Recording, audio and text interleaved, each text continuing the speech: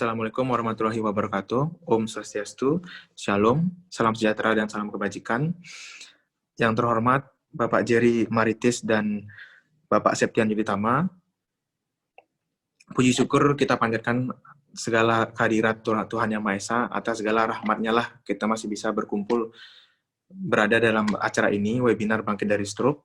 Para peserta, rekan-rekan semua, terima kasih yang atas segala kehadirannya sudah mau mengikuti acara webinar Bangkit dari Stroke ini, dan juga saya berterima kasih kepada seluruh rekan-rekan penyelenggara, yaitu antara lain yaitu NEPA Official, Komunitas Stroke, dan Visioner Poltekkes Kemenkes Surakarta.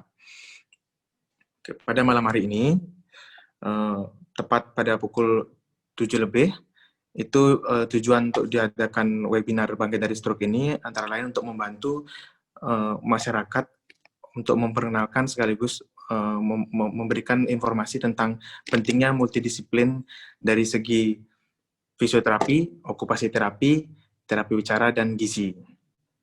Harapan saya dalam kegiatan ini agar seluruh peserta, panitia, dan rekan-rekan semua di sini bisa mendapat wawasan baru dan pengalaman baru dari narasumber yang kita cintai ini, yang kita bahagiakan ini, wawasan yang sangat bagus dari narasumber yang akan diberikan nanti.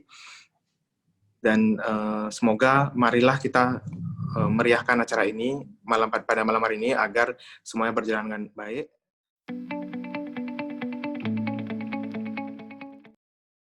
Assalamualaikum warahmatullahi wabarakatuh. Waalaikumsalam warahmatullahi wabarakatuh. Ya. Terima kasih saya ucapkan kepada ini NEPA ya, NEPA, SPSS, Visioner Polkesta yang telah mengadakan kegiatan yang positif ini ya, tolabul ilmi ya, kita saling berbagi ilmu, saling belajar, ya alhamdulillah ya, karena ini menyambut ini ya, sudah Hari Stroke Sedunia ya, pada tanggal 29 Oktober ya.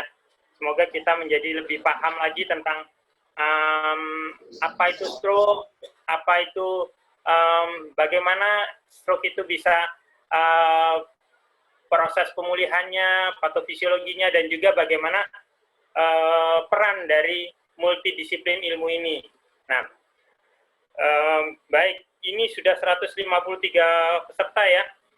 Baik, kalau gitu saya ingin mengucapkan selamat malam kepada seluruh peserta dan juga panitia serta narasumber. Saya berharap di sini kita bisa sama-sama nanti berusaha untuk memahami ya. Untuk itu saya ingin tanya teman-teman semua di sini, siapa yang ingin sehat? Nah, coba angkat tangan. Saya juga ingin sehat ya. Tentunya semua ya. Harapan saya juga. Kemudian siapa yang ingin cerdas? Nah, ini saya juga ya. Di sini harapan saya baik kita, bagaimana kita biar sehat, biar cerdas. Tentunya kita perlu menuntut ilmu, belajar banyak. Sudah terlihat belum ya? Sudah. Sudah, Pak. Oke. Ya. Nah, di sini saya ingin membahas 3 poin penting ya. Di sini poin pentingnya adalah apa patofisiologi stroke itu sendiri. Kemudian yang kedua juga kapan insan pasca stroke saling membutuhkan fisioterapis. Ya, di sini kita terkait dengan bagaimana fisioterapis dan insan pasca stroke itu berkolaborasi. Ya. Kemudian yang terakhir tentunya bagaimana peran fisioterapi pada insan pasca stroke. Nah, 3 poin ini saya mulai dari yang pertama dulu ya. Untuk memahami stroke itu sendiri, kita perlu pahami bahwa terjadi gangguan di otak.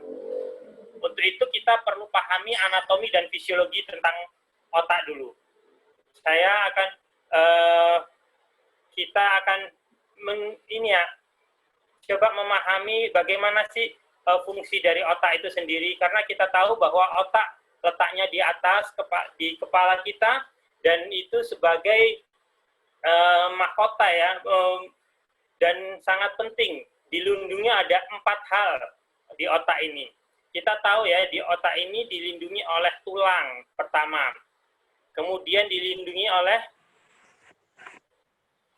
cairan cerebrospinal. Di dalam otak itu ada cairan supaya ketika ada benturan tetap pada posisinya. Ketiga, dilindungi oleh adanya selaput. Jadi kayak ada pelapisnya ya. Ya, ada dura mater, pia mater, ada subarachnoid di daerah ini ya. Kemudian juga sawar darah otak, sehingga otak ini benar-benar sangat penting, sehingga dia ada 4 pelindung. Maka di sini kita lihat bagian-bagian otak manusia di sini, bahwa ada bagian depan ini otak ini ya, termasuk di sini pusat untuk berpikir ya. Ketika kita kemudian juga ada di bagian ini ya, daerah Broca ini kelihatan di sini ya, Broca, area motorik ini tepat area bicara ya. Nanti ini juga bisa mempengaruhi jika ada kerusakan di sini, bisa terganggu bicaranya. Kemudian area motorik, ada area sensorik, terus ada area parietal ya. Di sini kemudian occipital di bagian belakang. Nah, yang tidak kalah penting ini bagian keseimbangan dan koordinasi, di sini cerebellum. Kemudian batang otak disebut brainstem. Nah, ini kalau misalnya ini pusat kesadaran ya, maka ketika kita terbentur kalau di belakang, kalau petinju kan tidak boleh ya untuk memukul di belakang, karena dampaknya adalah bisa terkena pada batang otaknya yang menimbulkan hilangnya kesadaran. Ya. Nah, ini merupakan bagian-bagian otak manusia yang mana di sini fungsinya adalah otak besar yang poin-poinnya yang penting ya, sebagai pusat kegiatan-kegiatan yang disadari seperti berbicara, melihat, mendengar, berpikir, mengingat, bergerak.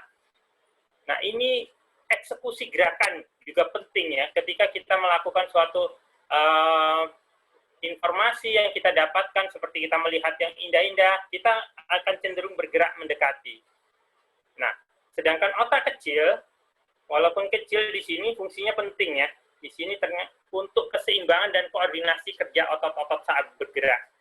Jadi gerakan kita menjadi gerakan yang seperti yang terkoordinasi, jalan kaki kanan maju, tangan kiri yang melangkah ke depan, sebaliknya juga kaki kiri yang maju, tangan kanan yang ke depan. Nah, sedangkan batang otak ini lebih berfungsi pada untuk mengatur pernafasan, kecepatan nafas, denyut jantung, otonom ya, suhu tubuh, tekanan darah. Nah, ini yang kegiatan-kegiatan yang tidak disadari. Nah, untuk itu, di sini kita pahami bahwa stroke atau di sini menunjukkan angka yang terus peningkatan ya dari tahun ke tahun, bahkan ketika pada tahun 2013 Data Riskesdas itu menunjukkan 7/1000 penduduk. Tapi tahun 2018 adanya peningkatan menjadi 10,9/1000 penduduk. Nah, ini bahkan tahun 2020 ini menunjukkan 12/1000 penduduk. Artinya ada grade peningkatan yang terus menampakkan bahwa yang terkena stroke itu tidak hanya usia yang sudah 60 tahun ke atas, tapi usia muda pun sekarang sudah ada. Maka kita perlu pahami bahwa di sini stroke adalah kumpulan gejala yang merupakan gangguan sensorik dan motorik yang terjadi akibatnya ada gangguan kerusakan sirkulasi dari otak. Ini menurut Setio Pranoto ya tahun 2011, yang dapat berakibat kalau rusak di otak. Tadi kan ada yang fungsi berpikir, ada fungsi bergerak, merasakan. Dampaknya adalah akan terjadinya keterbatasan gerak, ya. Kemudian akan menurunnya aktivitas daily living, yang mana akan terjadi adanya spastisitas, adanya gangguan pada jalannya, kemudian juga akan terjadi kesulitan untuk bersosialisasi dengan lingkungan, karena kan adanya keterbatasan kemampuan bicaranya. Nah, sekarang kita pahami dari gambar ini bahwa apa toh stroke itu. Nah, tentu kita perlu tahu bahwa stroke itu ada yang perdarahan di sini ya, kelihatan di sini ada yang terjadi sumbatan. Nah, bagaimana bisa terjadi? Karena adanya sumbatan dan perdarahan ini menyebabkan pasokan darah yang menuju otak itu akan mengalami penurunan atau berkurang, sehingga ini bisa terjadi penyumbatan, bisa terjadi pecahnya pembuluh darah. Nah, kalau terjadi penyumbatan di sini, dampaknya adalah bisa dikarenakan ada trombosis, artinya ini ya, ada plak di sini menempel di aliran darah, sehingga aliran darah ke otak berkurang ya, karena adanya sumbatan. Seperti kalau aliran air itu ketika kita sumbat, airnya tidak, ini ya, selang itu kita tutup gitu ya, mampet. Nah, kalau embolik, sumbatannya itu ikut jalan sampai ke atas, itu, nah, sampai yang sedikit tipis, itunya, pembuluh darahnya, dia akan nyumbat. Nah, ada juga systemic hypoperfusion. Ini artinya di sini, hipo ini kan rendah ya.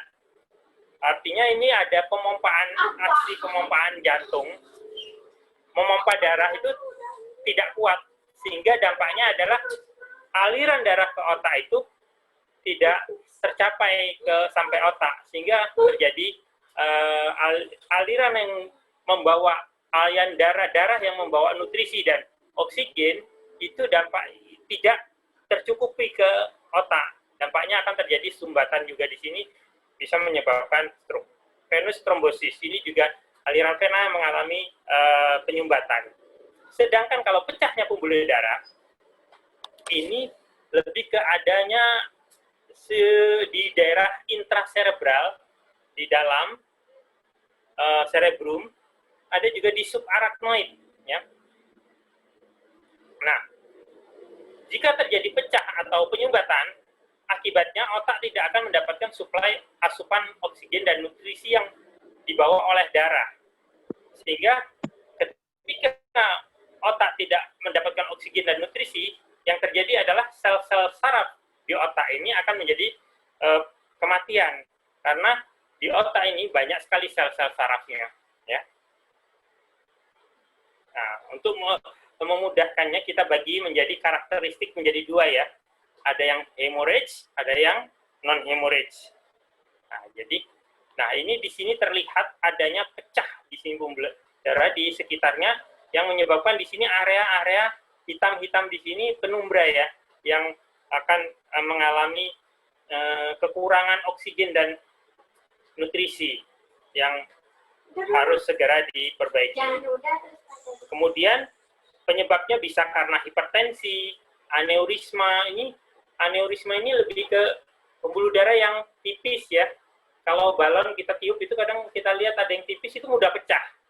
Nah, ini juga kalau misalnya ada tekanan darah yang tinggi ini, itu bisa menyebabkan pecahnya pembuluh darah diakibatkan pembuluh darah yang di otak yang tipis tadi, aneurisma. Kemudian arteriovenous malformasi juga bisa menyebabkan terjadi hemorrhage. Nah, subarachnoid hemorrhage. Kemudian yang kedua, non-hemorrhage. Nah, ini sumbatan ya. Di sini adanya iskemik ya. Nah, ini bisa disebabkan karena adanya diabetes mellitus ini kan aliran ini darahnya menjadi kental ya, karena contohnya kalau kita minum teh, kalau kita kasih gula, itu tehnya jadi lebih kental ya, cairannya ya. Beda kalau tawar ya, kelihatan sekali ya. Maka begitu pula di dalam darah, ini lebih kental, sehingga gampang mengalami menjadi ini ya, sumbatan di sini. Kemudian hiperkolesterolemia. Nah, ini kolesterol ini ternyata juga membuat plak ya di aliran darah. Kalau hiper artinya berlebih, dampaknya adalah bisa menimbulkan sumbatan, asam urat, hiperagregasi, dan trombosit. Nah, apa yang terjadi ketika tidak segera ditolong? Dampaknya ketika stroke ini mengalami suatu 10 menit terjadi adanya sumbatan atau perdarahan di sini, yang merah ini ya, di sini merah ini, akan mengalami area-area sekitarnya mengalami penumbra, sel-sel yang akan mengalami penurunan karena di sini. Nah, ketika ini tidak tertangani dengan belum ditangani segera, dampaknya ketika 1 jam ini akan melebar kerusakan di otak di sini menjadi lebih luas. Nah, kalau tidak segera ditolong juga, 3 jam akan makin luas di satu sisi ini. Nah, bahkan setelah 6 jam, apa yang terjadi? Daerah sini akan mengalami kerusakan yang cukup signifikan. Yang berdampak apa? Di sini akan mengalami kerusakan di area motorik di otak, ada area sensorik, sini menimbulkan gangguan gerak. Nah, jika terjadi gangguan gerak, akan berdampak juga hilangnya, menurunnya koordinasi keseimbangan berjalan, menulis, dan bicara. Karena di sini tadi ada area lobus frontalis, ya, di situ fungsinya untuk daerah berpikir, berjalan. Nah, akibatnya apa? Kekuatan otot dan tonus menjadi abnormal karena motorik tadi, area motorik terkena ya. Dampaknya adalah akan menghambat gerakan. Maka akan mengganggu fungsi aktivitas daily living-nya. Ini ya. Maka semakin penanganannya semakin segera, semakin baik. Ya. Untuk itu kita perlu pahami dulu apa sih sebenarnya stroke itu, ciri-cirinya apa. Nah, untuk mengidentifikasi stroke ini, kalau ini mengacu pada luar negeri, kita gampangnya untuk menulis FAS ya. FAS ini merupakan akronim singkatan ya. Untuk mengetahuinya bahwa FAS itu karena ini kejadiannya sangat mendadak, maka untuk mudah memahami itu stroke, ada tanda-tandanya ya. FAS itu kita bisa lihat dari F-nya itu face ya, dari wajahnya. Apakah wajahnya ini terlihat senyumnya itu hanya satu sisi? Ya, kalau saya tersenyum, nah ini bisa satu sisinya, kedua ini ya, sudut bibir itu naik. Tapi kalau stroke itu satu sisi drop. Dampaknya ya itu untuk mengidentifikasinya. Kemudian A ini arms atau lengan ya. Apakah tangannya bisa nggak kita coba untuk angkat kedua tangannya? Kalau dia hanya satu, nah berarti ini mengalami suatu kelemahan. Nah, jadi pahami juga S yang speech, ya, bicaranya. Apakah bisa diajak bicara? Apakah mengalami kesulitan bicara? Atau juga mengalami kayak nggak jelas suaranya? Kayak, gimana ya, gemersek, gemberbeng gitu. Nggak, suaranya kadang nggak mudeng gitu, nggak jelas ya. Jadi, karena kesulitan bicara tadi, atau juga kadang pemahamannya yang kadang-kadang kurang pas ya, tergantung area di mana ya. Kalau di Broca, bicaranya yang sulit untuk mengungkapkan. Tapi kalau di Wernicke, areanya di otak, itu pemahamannya kadang tidak bisa nyambung. Ya, nggak nyambung kadang. Nah, T tadi, time, nah ini berdasarkan luar negeri ya, call 911. Emergency karena kita butuh cepat penanganannya supaya sebisa mungkin yang kerusakannya segera diperbaiki sehingga tidak meluas. Ini secara Indonesia yang gampangnya itu segera ke RS. Nah, slogannya gitu. Jadi, apa itu? Se-nya itu senyum, tidak simetris. Mencong ke satu sisi. Dan tersedak, sulit menelan air minum secara tiba-tiba. Jadi kadang lidahnya kurang, ininya juga kaku, sehingga juga menelannya sulit. Gerakan, ya, separuh anggota tubuh melemah tiba-tiba. Kalau di sini yang lemah yang mana nih berarti? Sisi mana? Kiri atau kanan?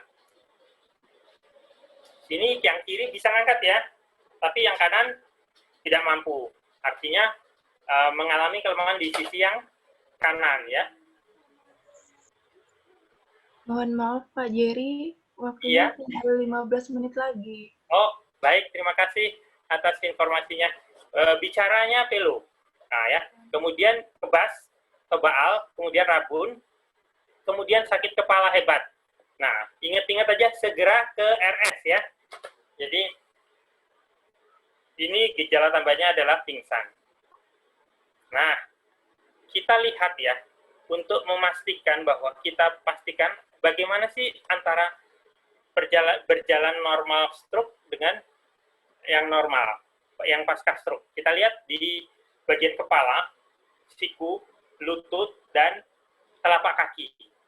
Ada perbedaan dengan yang normal. Ya, kita perhatikan bahwa yang normal adalah tegak, siku lurus, lutut lurus, dan telapak kaki dorsifleksi dari terangkat.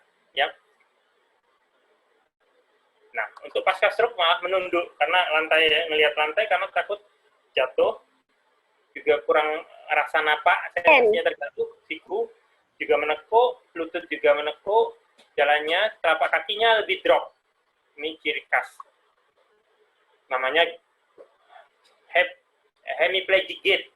Kita lihat ternyata dalam parameternya juga menurut Buderham ternyata adanya cadence-nya ini penurunan ya, jumlah langkah dalam 1 menitnya itu untuk subjek yang normal dengan pasien hemiplegic itu ternyata ada perbedaan sekitar 15 langkah per menitnya, lebih banyak yang subjek yang normal.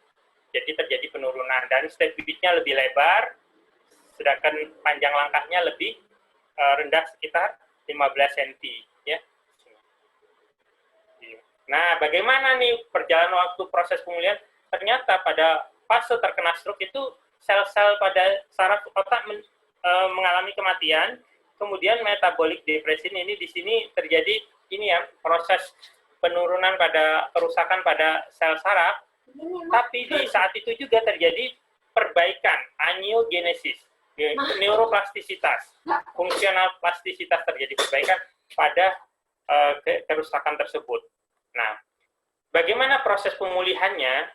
Nah, di sini early mobilization ya, di sini rehabilitation pada awal-awal kejadian 0 sampai 24 jam ini proses medikal ya, proses apakah ditindaklanjuti untuk kondisinya stabil, bisa dilanjutkan untuk latihan, untuk fisioterapi. Tapi kalau memang kondisinya tidak stabil, perlu distabilkan terkait tekanan darah, ini ya. Kemudian nanti 1 hari ke ini mulai early mobilization ya. Jam ke hari itu sudah early mobilization.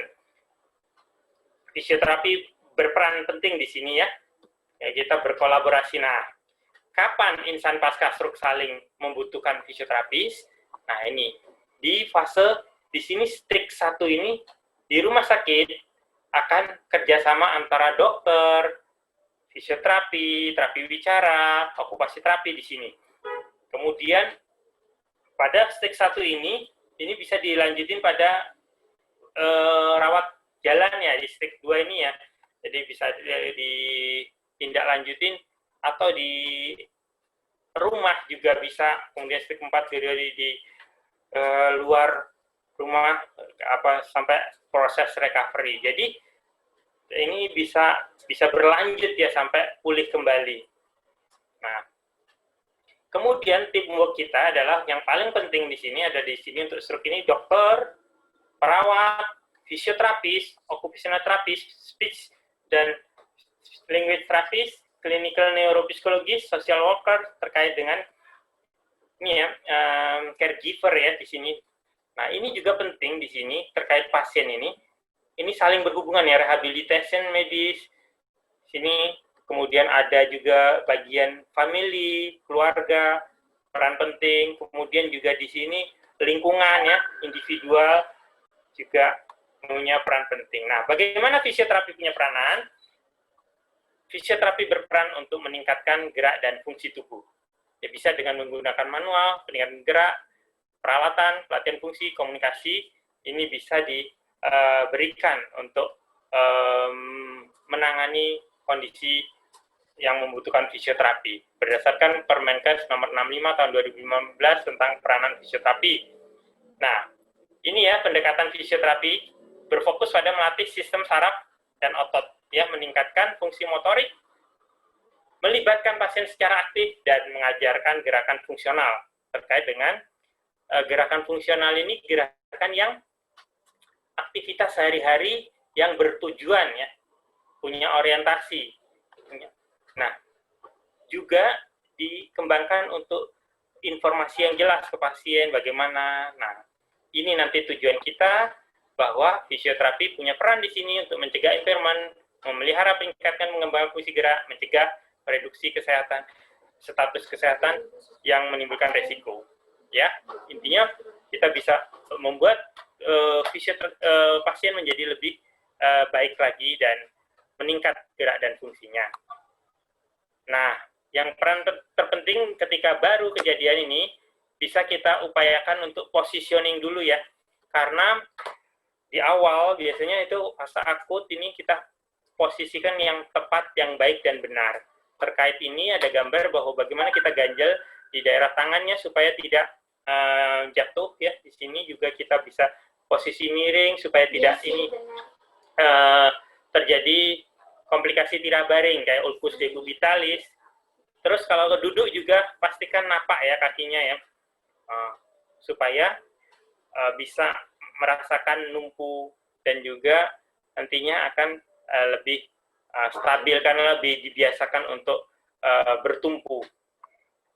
Kemudian bagaimana fisioterapi berperan dalam melakukan pergerakan dengan pindah posisi ya, dari tempat tidur ke kursi roda, dari kursi roda ke kursi biasa, ini juga mempunyai peran penting di sini. Bagaimana juga untuk fisioterapi memberikan latihan jalan pada pasien stroke, karena perlu bergerak. Kita manusia butuh pergerakan. Nah, untuk itu, bagaimana caranya untuk melakukan aktivitas-aktivitas sehari-hari terkait kemampuan pasien, karena di sini kita butuh bahwa ada informasi-informasi sensorik, baik kita berikan taktil, ya, bisa juga kita bergurungan bagaimana memberikan gerakan yang benar supaya efektif, ya. Itu kita bisa berikan contoh, kemudian kita bisa memberikan stimulus-stimulus terkait visual, juga melihat step-step di sini ya, supaya melangkahnya bisa lebih terukur dengan ukuran yang sesuai kemampuan pasien. Kemudian juga dengan ini rhythmic auditory stimulation ini kita bisa berikan irama. Ini saya sama Mas Ilham ya, melakukan penelitian tentang rhythmic auditory stimulation ini yang menghasilkan hasil senam rhythmic auditory yang bisa dilakukan untuk pasien stroke yang bermanfaat sama kita tim sama Mbak Orisa juga. Nah, ini referensinya bisa dilihat di Budirham, Kementerian Kesehatan, kemudian buku dari Bu Umi Budi Rahayu. Nah, ini yang paling saya akan bagaimana kita bertindak cerdik. Nah, ya. Ini singkatan-singkatan ya, nggak apa-apa ya, kita biar lebih mudah menghafalnya ya. Tadi fast, terus apalagi? Segera ke RS, Segera. nah, ini cerdik. Nah, ini bagaimana cerdik ini? Ya, untuk mencegah hipertensi, karena hipertensi mayoritas bisa menimbulkan stroke ya. Maka itu kita gunakan cerdik. C itu cek kesehatan secara rutin. Ya, kontrol tensinya gitu ya. Terus E itu enyahkan asap rokok. Nah, ini dilarang merokok. Waduh. R itu rajin aktivitas fisik. Nah, masa pandemi gini di rumah terus ini duduk, banyak ikut Zoom, dampaknya apa? Waduh, kurang gerak. Nah, ini kita harus rajin aktivitas walaupun di rumah ya. Kalau perlu ikut senam ras nih. Sini saya punya itunya, YouTube itunya bisa dilihat di ini ya, YouTube mungkin boleh. Karena banyak ini itunya. Untuk geraknya bagus. Diet seimbang. Nah, ini juga terkait nanti disampaikan ini ya, pemateri kedua ya, Pak Septian ya, Yuditama, tentang gizi nih, bagaimana yang seimbang. Saya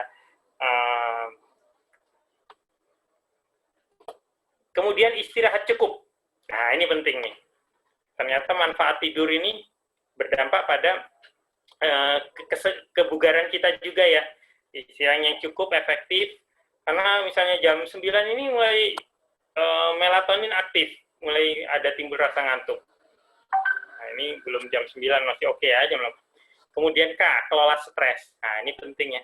Bagaimana kondisi pandemi kayak gini, kita harus tetap menjaga supaya tetap sehat. Dan saya harap juga bisa segera berakhir ya pandemi ini, untuk kita bisa berkumpul kembali di kampus, di lingkungan, di klub stroke atau ini. Nah, bagaimana cara mengatasi stres dan mencapai jiwa yang sehat? Ini yang saya ingin sampaikan, bahwa kita harus saling percaya, saling ini ya,